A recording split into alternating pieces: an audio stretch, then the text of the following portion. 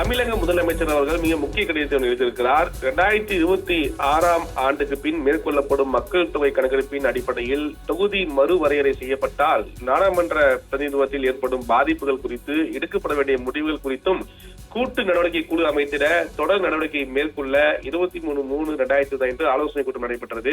இதில் பல்வேறு மாநில முதலமைச்சர் மற்றும் முன்னாள் முதலமைச்சர் மற்றும் கட்சி தலைவர்களுக்கு முதலமைச்சர் கடிதம் எழுதியிருக்கிறார். அதாவது 2026ஆம் ஆண்டுக்குள் மக்கள் தொகை கணக்கெடுப்பின் நாடாளுமன்ற மறுவரை செய்யப்பட்டால் பாதிப்புகள் குறித்து நாம் ஒன்று அனைத்து கட்சி கூட்டத்தில் எடுக்கப்பட்ட முடிவுகள் குறித்தும், மேலும் இப்பிரச்சனையால் பாதிக்கப்படக்கூடிய மாநிலங்களில் உள்ள கட்சிகள் முக்கிய பிரதிநிதிகள் கொண்டு கூட்டு நல குழுக்களை அமைத்திட அனைத்து கட்சி கூட்டத்தில் முன்வைக்கப்பட்ட தீர்மானங்களையும் அவை சார்ந்த போராட்டத்தையும் முன்னெடுத்து செல்லவும், மக்கள் மத்திய பிரச்சனை குறித்து விழிப்புணர்வை ஏற்படுத்திடவும், அதற்கான முறையான அழைப்பை மேற்படி கட்சி தலைவர்களுக்கு அனுப்பி வைத்திடவும் தீர்மானிக்கப்பட்டிருந்தது. அதன் அடிப்படையில் முதலமைச்சர் 7 மாநிலங்களை சேர்ந்த முதலமைச்சருக்கு, முன்னாள் முதலமைச்சருக்கும், அம்மாநிலத்தில் உள்ள பல்வேறு முக்கிய கட்சி தலைவர்களுக்கு முதலமைச்சர் கடிதம் எழுதியிருக்கிறார். இந்திய மக்களாட்சி முறையில் சாரம்சம் அதன் கூட்டாட்சி தன்மையில் தான் அமைந்துள்ளது என்றும், ஒரே நாடாக நமது மதிப்பு ஒற்றுமையை போற்றும் அதே வேளையில் ஒவ்வொரு மாநிலத்திற்கும் அதன் உரிமைக்குள்ளே எழுப்ப உதவிடும் ஒரு அமைப்பாகவும் மக்களாட்சி முறை உள்ளது என்றும், நம் நாட்டின் எதிர்காலத்தை வடிவமைப்பதில் நம்மை போன்ற மாநில அரசுகளின் உரிமையை நிரந்தரமாக குறைக்கக்கூடிய அச்சுறுத்தலை தற்போது நாம் எதிர்கொண்டுள்ள நிலையில் இன்று நான் அது குறித்து முக்கியமாக தங்கள் கடிதம் எழுதுவதாக முதலமைச்சர் தெரிவித்திருக்கிறார்.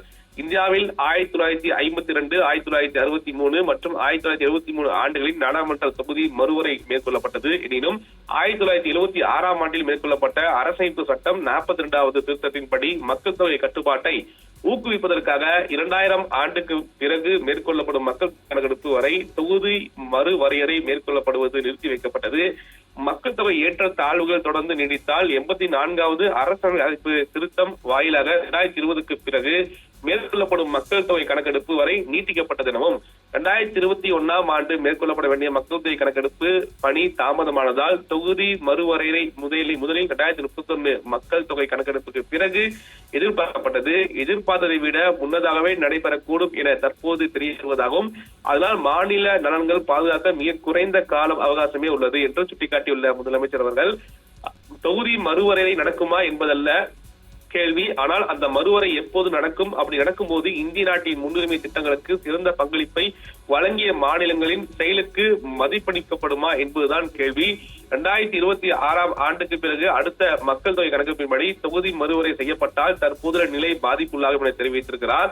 மேலும் முதலமைச்சர் மிக முக்கியமாக தெரிவிப்பது என்றால், இந்த பிரச்சனை தனிப்பட்ட மாநிலங்களின் பிரச்சனை அப்பாற்பட்டது என்றும் நாம் நம்புவதாகவும், கூட்டாட்சி கொள்கை என்ற நம்முடைய அடிப்படையின் தத்துவத்தை பாதிப்படைய செய்துவிடும் என்றும் குறிப்பிட்டுள்ளார். இந்த சூழலில் இப்பிரச்சனையை அரசியல் ரீதியான சட்ட மற்றும் அரசியல் ரீதியான பரிமாணங்களை நாம் ஒன்றாக இணைந்து ஆராய வேண்டும் என்றும், நாடாளுமன்றத்தில் நமது தற்போதைய பிரதிநிதித்துவத்தை சதவீத அடிப்படையில் பாதுகாத்திடும் வகையில் அதுக்கான தீர்வுகளை நாம் இணைந்து உருவாக்க வேண்டும் என்றும் முதலமைச்சர் குறிப்பிட்டிருக்கிறார்.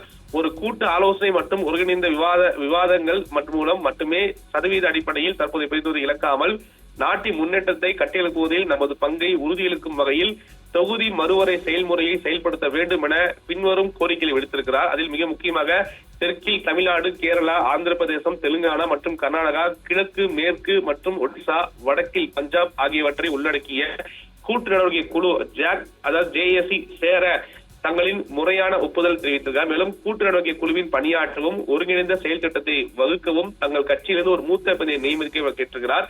மேற்குறிப்பிட்ட ஒருங்கிணைந்த செயல்பாட்டின் முதல் கட்டமாக மார்ச் 22, 25, 2025 அன்று சென்னையில் ஒரு தொடக்க கூட்டத்தை நடத்த நாம் முன்மொழிவதாகவும், நமது கூட்டு முயற்சி முன்னெடுத்து செல்ல இந்த தருணத்தில் தங்களது ஒத்துழைப்பை கோருவதாகவும், அரசியல் வேறுபாடுகளுக்கு அப்பால் நமது கூட்டு நன்மைக்காகவும் வளர்ச்சிக்கான சரியான ஆதாரங்களை பெறுவதற்காகவும், கல்வி மற்றும் சுகாதாரம் குறித்த முக்கியமான கொள்கைகளின் மாநிலத்தின் பங்களிப்பை அளிப்பதற்கு, நமது பொருளாதார முன்னுரிமைகளை தேசிய அளவில் உரிய கவனம் பெறுவதை உறுதி செய்வதற்கு நாம் தனித்தனி அரசியல் அமைப்புகளாக அல்லாமல் நமது மக்களின் எதிர்காலத்தை பாதுகாக்க ஒன்றிணைய வேண்டும் என தெரிவித்திருக்கிறார். மேலும் சென்னையில் தங்கள் வருகையை எதிர்பார்ப்பதற்கு முதலமைச்சர் அவர்கள் இந்த கடிதத்தை கேட்டுக் கொண்டிருப்பதாக தெரிவிக்கப்பட்டிருக்கிறது. மேலும் மேற்கு வங்க முதலமைச்சர்கள் செல்வி மம்தா பானர்ஜி, தெலுங்கானா முதலமைச்சர் ரேவந்தர் ரெட்டி, மேலும் தெலுங்கானா முன்னாள் முதலமைச்சர் சந்திரசேகர் ராவ், ஒடிசா முன்னாள் முதலமைச்சர் நவீன் பட்நாயக், கேரள முதலமைச்சர் பினராயி விஜயன், கர்நாடக முதலமைச்சர் சீதாராமையா, கர்நாடக துணை முதலமைச்சர் TK சிவகுமார், பஞ்சாப் முதலமைச்சர் பகவத் மான், ஆந்திர முதலமைச்சர் சந்திரபாபு நாயுடு மற்றும் ஆந்திர மாநில முன்னாள் முதலமைச்சர் ஜெகன்மோகன் ரெட்டி